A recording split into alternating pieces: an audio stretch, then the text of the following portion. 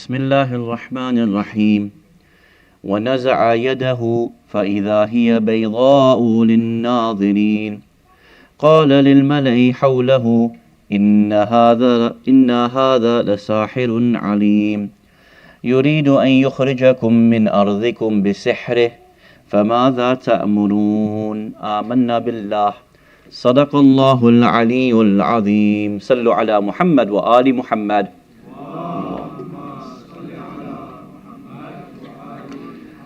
Awaited Savior of humanity, Imam al-Mahdi alayhi salam, my respected teachers, elders, brothers and sisters, Assalamu alaikum jami'an wa rahmatullahi wa barakatuh. Tonight we are celebrating the birth anniversary of our second holy Imam, Hasan al-Mujtaba, salawatullah wa salamuhu alayh. Allahumma salli ala. And inshallah tonight's discussion will be dedicated in his thawab and memory, and hopefully inshallah we will take some lessons from him, and then from tomorrow night inshallah we will start the series that we hope for the rest of the nights. One of the greatest challenges that you and I face on a day-to-day basis is that we live in an era of disinformation. Nowadays there are two battlefields. There is a battlefield where the physical war takes place, but the second battlefield is the battlefield of the minds. And that battlefield is won and lost typically by our algorithms, by our phones. The reality is that the best way to be able to change a people is to be able to advance your views, your propaganda directly into the minds and hearts of those people that you wish to be able to subvert. This is not a new phenomenon. This has been happening since time immemorial. The difference is now how much disinformation you and I receive on an hourly basis, how it is in the palms of our hands, how much it surrounds us with every screen in front of us, and of course, as our own youth grow up, how often they are bombarded by that propaganda without maybe even realizing that they are being subject to these things. Even worse, we as parents, because of the world that we live in, we are forced to be able to give them these devices, which ultimately puts them in the way of these propaganda machines. Not only do we live in a time of disinformation, there is a term that is actually used by sociologists, and that's called a post-truth era. We've got to the point where we're not expecting truth. In fact, we are expecting lies to come to us. That term is called a post-truth era, where we live in a world where it is normal for us to expect lies from politicians, expect lies from media, expect lies from corporations, and know that at every stage of that process, you and I are having to navigate the type of propagandas that reach us. The challenge comes with not only navigating those propagandas, but also our ability to respond and carve out a space not only for ourselves but others, for them to be able to hear a different side of the story. And so we live within this world whereby we are struggling to deal with the extent of the narrative that is being built around us, and also having a space where we can actually talk and understand not only for ourselves, but to ensure that that message goes out and reaches others. Nowadays, the platforms allow us that space to a restricted degree. It used to be when I grew up, we were forced to listen to certain propaganda outlets. There was the state media, there was corporate media. The reality is now you and I can be our own news channels. With the space within social media, every single person has the opportunity to create their own media platform, to be able to share with the world things that otherwise would never reach us. The example you all know has been the last 2.5 years of a live streamed genocide. Those images of children being bombed, or those images of children not being given food and water, the things that you and I know go on, you will never see them on a BBC, you'll never see them on a CNN. Those conversations will never be had by those talking heads. But mine and your ability to be able to share those things with the world allow the world to be able to awaken to a reality that they did not know prior to this. And so the battlefield is actually here with the algorithm. The battlefield is in terms of the propaganda and our ability to be able to share our narrative and understanding and experience with a world that otherwise is completely cut off from that side of the story. The way propaganda works is principally two. One, that from the very, very top, from the pharaonic figure, that person creates a narrative about what they want to be shared, and all the way down, cascading through every layer of society, from their ministers, from their media outlets, all the way down to the elites of a society, cascading all the way down to the ordinary Joe public. That narrative is built and repeated and repeated and repeated until everybody throughout that system is repeating what they are told to say from the very, very top. This is one way that propaganda works. The second way that propaganda works is that there's not one statement that has to be regurgitated, that people have to build as a narrative. Through confusion, multiple narratives, people are lost in that fog and they don't know what the truth is. But as long as the masses are kept confused, or they don't understand the reality, or it's too difficult for them to understand these things, then those people in power, that pharaonic figure, has kept control of the minds.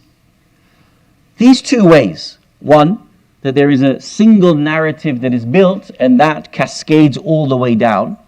And the second one, that there are multiple narratives that are used to confuse people, are actually things that are mentioned within the Quran and within the ahadith and the traditions, the time of our Imam alayhimus salam. And tonight, inshallah, I want to be able to show those to you. I want to show you from the Quran how the Pharaoh himself created a propaganda tool such that the people of Egypt would be turned against Prophet Musa alayhi salam. And that by one sentence, one statement that was made by Fir'aun, he was able to turn the entirety of Misr against Musa and Harun salamullahi alayhima. The second is to show you from the time of our second holy Imam, Hasan al-Mujtaba, salawatullah wa salamuhu alayh, how Muawiyah ibn Abi Sufyan created so much confusion amongst the Shia that ultimately many of them departed from Imam al-Hasan alayhi salam, forcing him to abdicate from the position of Khilafat. Muawiyah created so many rival traditions and narratives, falsely quoting the Prophet, falsely quoting Imam al-Hasan, falsely quoting Imam al-Hussein, salamullahi alayhim ajma'een, that when they reached the Shia, it confused them so much that they didn't know what Imam al-Hasan alayhi salam's stance actually was, and as a result many of them departed from Imam al-Hasan alayhi salam. The solution was what? Imam al-Hasan alayhi salam, through that fog of propaganda, that disinformation that was being spread, Imam al-Hasan alayhi salam needed to be able to demonstrate through his own words and his own actions what his stance was, such that his own Shia knew exactly how to be able to act. The challenge was, by then it had become too late. The Shia, many of them, had either been bought off by bribes, many of them had been massacred by Muawiyah, or through the level of confusion because of these ahadith that were being attributed to Ahl al-Bayt alayhimus salam, confused them, and as a result they left Imam al-Hasan alayhi salam en masse. Tonight inshallah, to honor our second Imam, but also to learn from these matters in the moments that you and I are living in right now, inshallah we will come to discuss these things tonight. Please open your Qur'ans to chapter number 26, Surah Ash-Shu'ara. From ayah number 33 onwards. As we said before the majlis, each night I will ask you to open your Qur'ans to be able to follow the ayat, and for you and I to be able to read these ayat for the first time in these ways, with this type of reflection and commentary, will inshallah help us to know better the Qur'an and understand where these ayat fit into the world that you and I live in today. In this set of ayat, you will find that Musa alayhi salam, he shows his miracle, and then Fir'aun needs to create a way to be able to spread a propaganda that is strong enough to overcome the defeat that the magicians have had, that he has had in that moment. And so he creates one line of propaganda, sells it to the ministers and to the elites of Misr, and those elites then spread it down to every single class, so that the entirety of the country is repeating the same line. Let's have a read of these ayat. Bismillahir Rahmanir Rahim. وَنَزَعَ يَدَهُ فَإِذَا هِيَ بَيْضَاءُ لِلنَّاظِرِينَ. And he, Musa alayhi salam, drew forth his hand, and lo, it appeared white to the onlookers. Now, as you know, white here doesn't mean white the color, it means nur. It means that a nur came from the hand of Musa alayhi salam, and in that first event, the magicians were shocked by this. They had no response to it. But this happened in front of many hundreds of eyes. This was in the court of Fir'aun. There were his ministers and visors and advisors. There were elites. There were people who were going to be in the service, slaves and servants. The entirety of the court of Fir'aun is witnessing this. What does it say? فَإِذَا هِيَ بَيْضَاءُ لِلنَّاظِرِينَ. Allah subhanahu wa ta'ala is explaining that there were onlookers who experienced this, and they could not deny the event of the miracle that they saw in front of them. Fir'aun needs to flip the script. He needs to be able to change the game, the direction of the game. Otherwise, all will be lost if everybody believes in Musa alayhi salam. Carry on reading. قال للملأ حوله إن هذا لساحر عليم. Fir'aun said to the chiefs around him, indeed, this is a skillful magician. So the first thing that he did was undermine the miracle of Musa alayhi salam. There was no acceptance that Musa alayhi salam could be a messenger. There was no acceptance that this could be something greater than what they had. The first thing that he wanted to do was say that you magicians have a type of power. Musa alayhi salam's miracle is not a miracle. He's a magician. Therefore he is equal to you. Fine. His magic is very special. His magic has been something that you don't know how to deal with at the moment. But the first thing was to undermine it so that it was not considered to be something divine. He's on the same pedestal as you. Now, ayah 35 is the one that we want to focus on. Please focus on this ayah and pay attention to what was going on at that time. Place yourselves in the ayah and imagine you were in the court or you were in Misr as this line of propaganda is being used. Fir'aun continues, يُرِيدُ أَن يُخْرِجَكُمْ مِنْ أَرْضِكُمْ بِسِحْرِهِ. Fir'aun says, Musa desires to turn you out of your land. He wants to throw you out of your land by his magic. فَمَاذَا تَأْمُرُونَ. What do you advise? What's your opinion about this matter? Why was this line so important? يُرِيدُ أَن يُخْرِجَكُم مِّنْ أَرْضِكُمْ.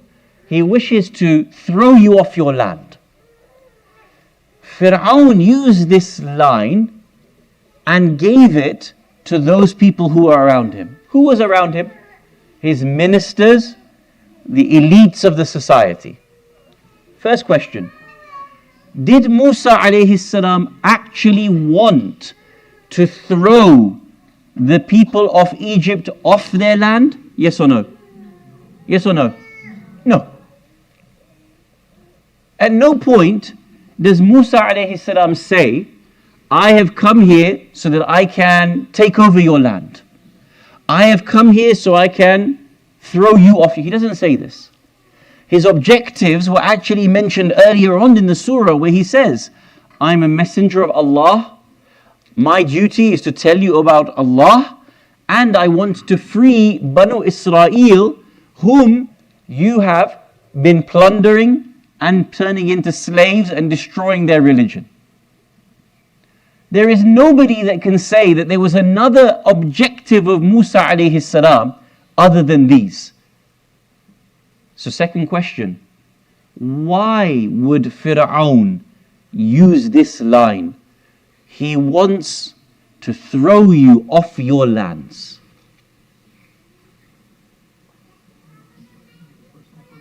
Say again? To make it personal for the people. When he said this, he says it to his ministers, he says it to the elites, he says it to the landowners, the ones that have slaves.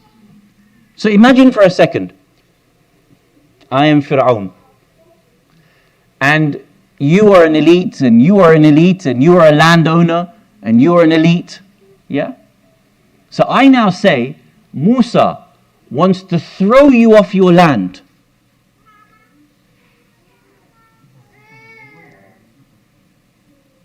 What's it going to do to you? Are you going to side with Fir'aun or Musa in this moment?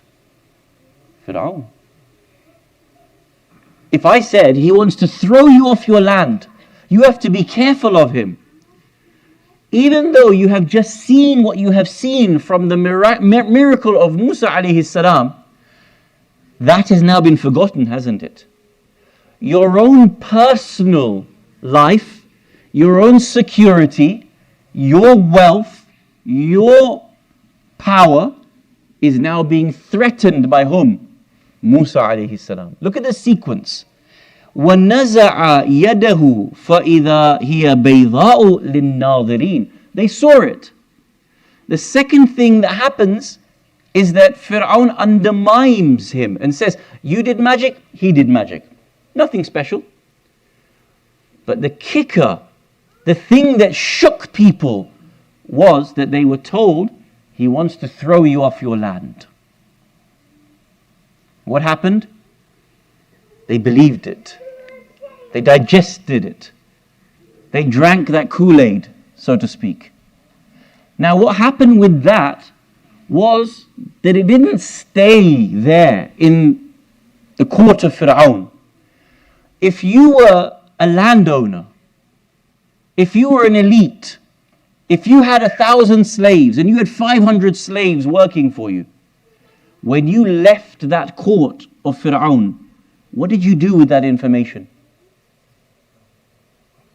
You went to your family and you said, there's a person here by the name of Musa and he wants to throw us off our land. You've got to be careful of him. And you'd go to the managers of whatever was going on, building a pyramid, agriculture, farming, work on the Nile, and you'd go and tell them, I saw a man by the name of Musa, he wants to overthrow us. He wants to throw us off our land. And then you'd go to your slaves and you'd say, there's a man by the name of Musa, he's trying to take all the slaves of Banu Israel, he wants to throw you off your land and become the next Fir'aun. Be careful of him. And just like that, one line of propaganda from Fir'aun cascaded down through every level of society, and every level of society was turned against Musa alayhi salam by this one line, يُرِيدُ أَن يُخْرِجَكُم مِّنْ أَرْضِكُم بِسِحْرِهِ. Now, whether you're an ordinary slave or whether you're a powerful individual, the entirety of society has been turned against Musa alayhi salam. And this is how propaganda works. And the reality is that most people, they don't see it.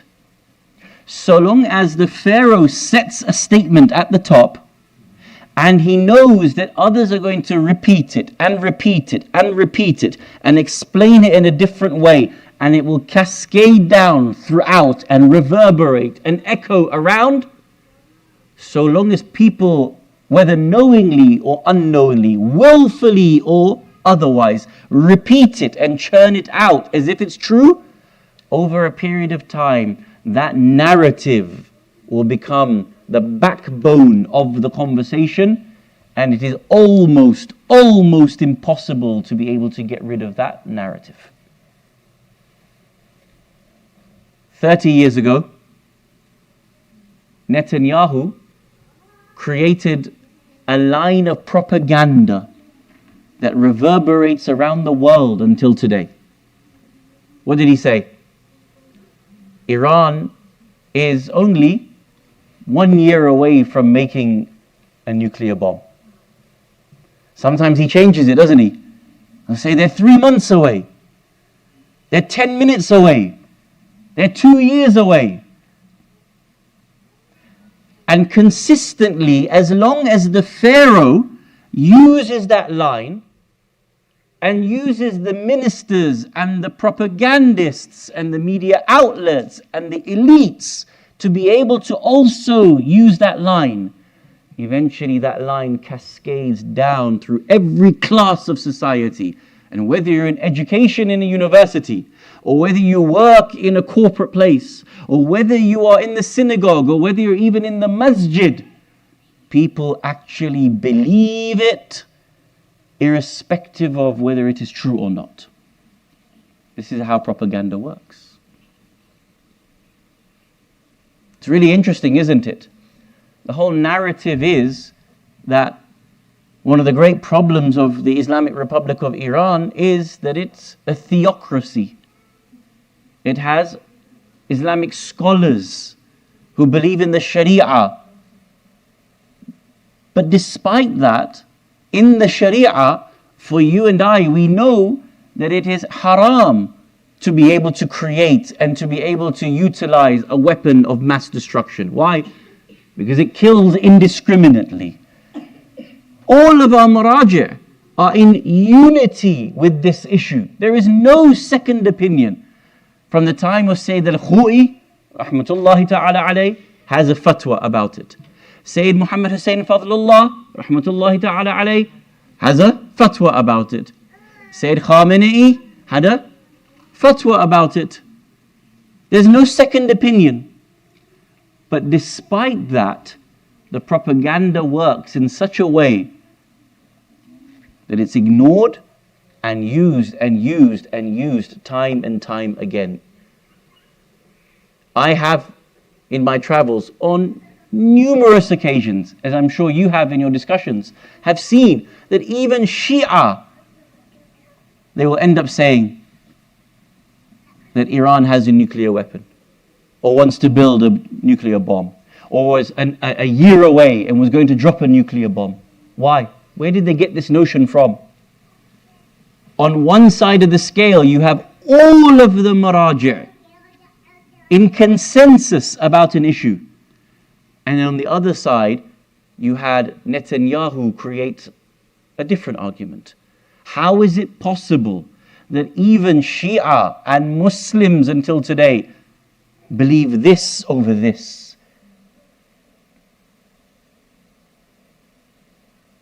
Because that's the way propaganda works. And because we ourselves haven't read the Quran in all of our lives, in order to be able to understand the tools of a pharaonic figure or system as to how propaganda is used. And as a result, even amongst ourselves, we've not then been able to articulate the ayat of the Quran, to be able to explain to our own community or to our own youth, so that instead of being sucked into, being at the behest of propaganda, they actually have the intellectual capacity to understand how that propaganda is used and how to overcome that propaganda when it reaches them. Ask yourselves this question. How many times in your life have you read these ayat in Surah Shu'ara? How many times have we reflected on them to understand how the Fir'aun tricked so many people in Misr such that they would in turn turn against Prophet Musa alayhi salam, and then understood it for the context by which you and I live in. This is why we have to read the Quran with basira, with insight, and with tadabbur and tafakkur, with reflection and pondering, to be able to understand the benefits of the Quran in the time in which we live in. This was the first type of propaganda tool. The first one was what? That the Pharaoh creates a line and then charges all his propagandists to be able to regurgitate that line over and over again, such that it is repeated, and then everybody else utilizes that same line. The second method of propaganda, which I will show you tonight, was used by Muawiyah ibn Abi Sufyan against our second holy Imam Hasan al-Mujtaba salawatullah wa salamuhu alayh. And that was the propaganda tool of creating shubahat and doubts amongst people. You'll all remember Imam al-Hasan alayhi salam wanted to push on and have a final war with Muawiyah, such that he could finally defeat him and uproot Banu Umayyah from a stronghold in Damascus, ridding the Muslim Ummah from the tyranny of Banu Umayyah and what was going to come. He had repeatedly asked his Shia, this is one last push and battle that we need to do. In turn, Muawiyah ibn Abi Sufyan realized that he needed a number of ways to be able to break the Shia. One of them was bribery. A second was to kill prominent Shia. And third was to create a set of fictitious ahadith and attribute them to Ahlul Bayt alayhimus salam, such that as they were being spread throughout society, the Shia themselves would be confused. So in Medina, in Mecca, and in Iraq, he began to spread various different ahadith, and many of the Shia did not know what was truth and what was falsehood, what they were supposed to do and what they were supposed to stay away from. His Eminence, Ayatollah Rasul Ja'fariyan, may Allah reward him for his incredible work, has written a book by the title of History of the Caliphs. And in there, he actually mentions several of the statements that were in circulation that began to confuse many of the Shia. I'll read to you just a handful and show you the extent by which the Shia were being confused at that time. One hadith was attributed to Imam al-Hasan alayhi salam. He is narrated to have said the following: "For the sake of the kingdom of the Arabs, for the sake of the kingdom, never will I fight Muawiyah." This was attributed to whom? Imam al-Hasan alayhi salam. Tell me something. Do you think Imam al-Hasan alayhi salam would use such words? For the sake of the kingdom of the Arabs, I will never fight Muawiyah? Is that the type of language that a member of Ahlul Bayt alayhim salam uses? I do things for the sake of kingdoms? Of course not. But many Shia, when they received this statement, it confused them. They didn't know how to deal with such a hadith that was in circulation. Second one, Sheikh Ja'fariyan mentions. He says that when Imam al-Hasan alayhi salam was born, Imam Ali alayhi salam named Imam al-Hasan Harb, not Hasan. What does the word Harb mean? War. Harb. War. Why do you think Muawiyah spread a narration to say that he was named Harb, Imam al-Hasan alayhi salam? Why do you think? He wanted to give off the notion that Imam al-Hasan alayhi salam was only interested in war and perpetual war. You all know that when we celebrate the birth anniversary of Imam al-Hasan alayhi salam, there's a famous hadith about his naming. The Prophet Muhammad sallallahu alayhi wa alihi wa sallam returns to the house. He says, Ya Ali, what have you named him, this baby? Imam Ali alayhi salam says, I would never precede you, Ya Rasulullah. Rasulullah says, and I would not precede my Lord. Do you remember this hadith? It's very famous. Who descends? Jibreel Amin descends. Inna Allah yaqra'uka as-salam. Allah gives you salutations, Ya Rasulullah. And he says, just as previously there were the names Shabar and Shubayr, you should name your sons Hasan and Hussein. This name is divinely appointed, Hasan and Hussein, salamullahi alayhima. These were the hadith that existed. In order to counteract this and to create the notion that all Imam al-Hasan alayhi salam was interested in was war, he spread a narration to say that Imam al-Hasan's actual name is Harb. But look at how these two narrations differ and oppose one another. The first narration was what? Apparently, Imam al-Hasan alayhi salam said, for the sake of the kingdom, I will never war with Muawiyah. One side. On the other side, a narration to say that his name is Harb and he loves war. I will never go to war with Muawiyah. All I want is war with Muawiyah. I never want to go to war with Muawiyah. All I want is war with Muawiyah. What happened was that these two narrations opposing one another confused the Shia, and they didn't know which one to believe. These are just two of the narrations. I'll mention a couple of more.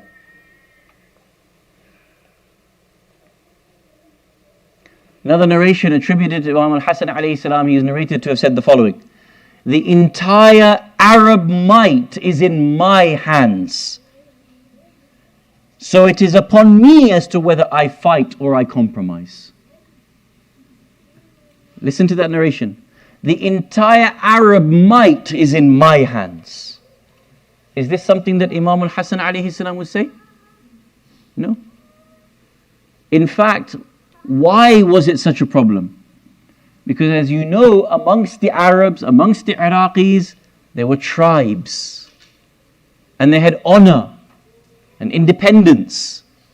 And so for Imam al-Hasan alayhi salam to say, the entirety of what you do is in my hands, not from the perspective of wilaya, from the perspective of power, worldly, dunyawi power. The entirety of the Arabs are in my hands. It's down to me to decide what to do. They attributed this to Imam al-Hasan alayhi salam to make out like he had such arrogance. It wasn't Muawiyah that was arrogant. It was Imam al-Hasan alayhi salam that was made out to be arrogant. Last hadith to show you, and there's many, many more that Sheikh Jaffer mentions in his book, but just for brevity, he mentions a hadith attributed to Imam al-Husayn alayhi salam. Imam al-Husayn alayhi salam apparently said, "O Hasan, I wish that you had my heart, and I wish that I had your tongue." What does this hadith mean? Hadith. What does it mean? Imam al-Husayn alayhi salam is the brave one. Imam al-Hasan is about to compromise. So apparently, Imam al-Husayn is differing with his brother's strategy, separating from Imam al-Hasan alayhi salam. "Oh Hasan, I wish you had my heart of bravery." Meaning what? I wish you weren't such a coward. But I wish I had your tongue of eloquence. You speak so eloquently, mashallah. Me, Hussein, I wish I had your tongue of eloquence. Is this something that a ma'soom would say?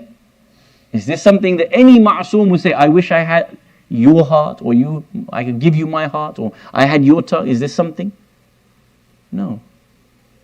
They wanted to try to create a separation between Imam al-Hasan and Hussein, and the strategies between these two Imams, ma'soom, salamullahi alayhima. These sorts of narrations were in circulation, and many, many more. But because at that time the Shia, their minds were susceptible to these types of propaganda, when it reached them, they didn't know how to be able to deal with these confusions. And you remember the outcome, that Imam al-Hasan alayhi salam was in his tent, and he gives a speech and says, we have to have one last push against Muawiyah, and we will finally do away with Banu Umayyah. Those Shia who began to depart from Imam al-Hasan alayhi salam, one of them had been bribed. He pulls Imam al-Hasan alayhi salam down off his horse. He takes a dagger and stabs Imam al-Hasan alayhi salam in the thigh. He is about to kill Imam, but the last few Shia were able to drag Imam al-Hasan alayhi salam out to safety. In this moment, having realized that he had lost the majority of his Shia, he could not rely upon them because they had taken the propaganda, believed it, and left him. Imam al-Hasan alayhi salam realized that he could not finish Banu Umayyah off, and he had to create a document to be able to abdicate and create a sulh with Muawiyah ibn Abi Sufyan. Look at what the Quran shows us. The Quran shows us one method of propaganda. The Ahadith shows us another method of propaganda. And we have to understand that that propaganda and those tools are used upon me and you every single day, upon our youth and children every single day. Until many of them do not realize that they are doing nothing more than actually repeating and regurgitating the ideas and the propaganda of those people who are against the Imam of our time as well. And maybe we don't realize the extent by which that propaganda is systematically used today, the same way that it was systematically used at the time of Muawiyah ibn Abi Sufyan. And maybe we don't realize just how much we have to work upon ourselves and our communities and our families to ensure their safety and the salamat of their own mind from the extent of these propagandas that exist out there. The whole reason we always commemorate this matter of Imam al-Hasan alayhi salam, and in Kufa with Imam al-Hussein alayhi salam, and we narrate about Muslim ibn Aqil and how he had 18,000 people praying behind him with Salat al-Maghrib. But by the time Salat al-Isha came about, he was left on his own. It didn't even finish there. When Imam al-Hussein alayhi salam was on the battlefield on the 10th of Muharram, he literally stands in front of the Kufan army and names them one by one and says, "Did you not write to me a letter? Did you not write to me a letter?" The propaganda and threats had worked so much that these very same Shia went from writing a letter to Imam to actually being the ones on the battlefield with an unsheathed sword ready to kill Imam alayhi salam. This is what propaganda can do to us, to our own minds and hearts, to the hearts of our children, unless we understand how to be able to respond to it, how to protect ourselves and our communities from it. Our second holy Imam, Hasan al-Mujtaba, salawatullah wa salamuhu alayhi. Allahumma salli ala. Understood from two things. One was that he himself had to make a stance that was so clear that none of those Shia who were there and saw him and interacted with him could be confused by those propaganda tools that were surrounding.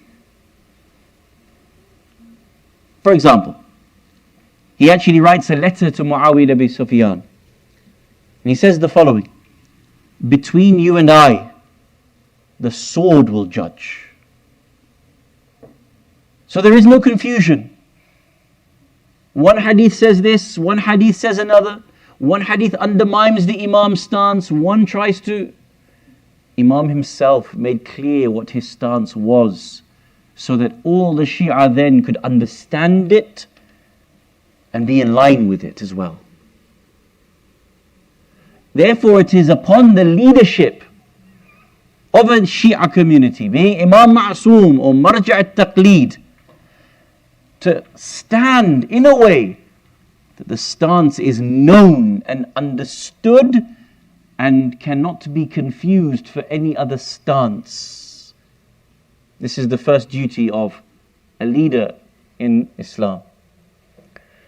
And the second was to ensure that the followers themselves, those who understood, could actually do the jihad of tabyin, to make matters clear and known, clarification to people.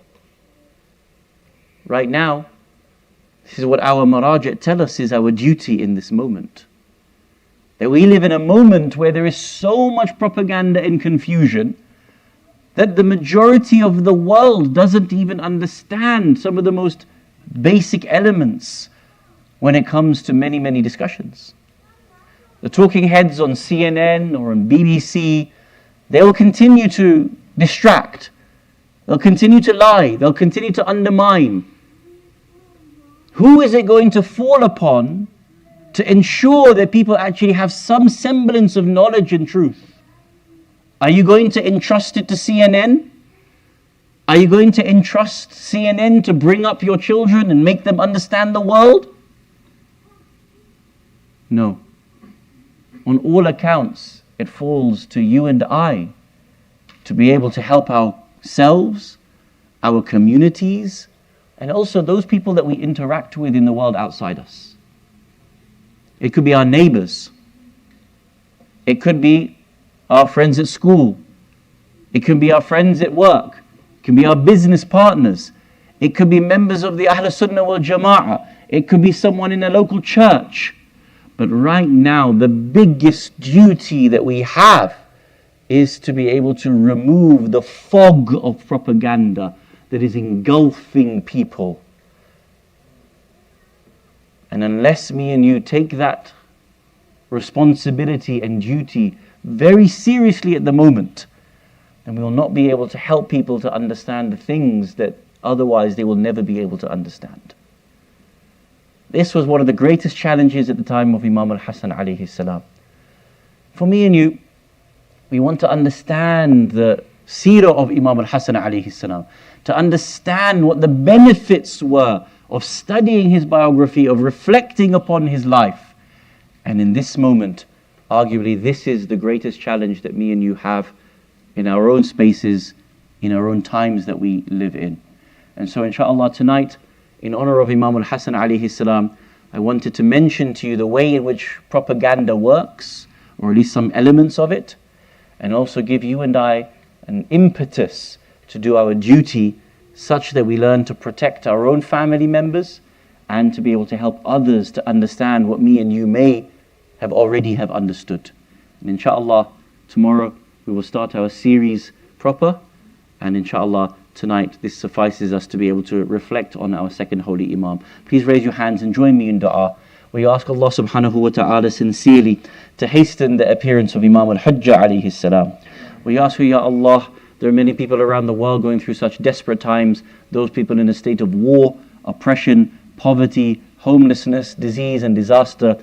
Ya Allah, grant them all safety, security and victory for the sake of Muhammad and Ali Muhammad.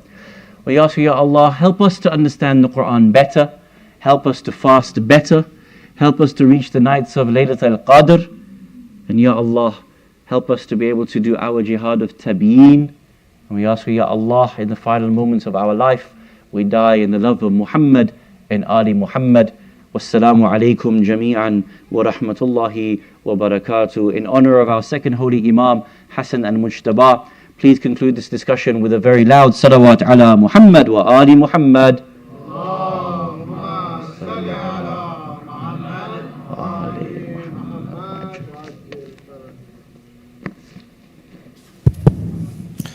Brothers and sisters, just a heads up that an email has gone out for the next 10 days programs. The app isn't fully updated, but it will be. If you didn't receive the email, please reach out to me, Brother Amar, any of the volunteers to be sure that you have the programs. We'll be having lectures every night. So inshallah, we'll have your company to benefit from the lectures as much as possible. On the night of Qadr, we will be having the program before Maghrib so that we can accommodate for Amal after Maghrib. Daylight savings on Sunday, meaning that Adhan is going to be 8 p.m. By the time we eat and get ready, it's going to be 9 p.m. And a couple hours of Amal is going to be late. So please, for the nights of Qadr, be sure to attend the program before Maghrib. Salawat.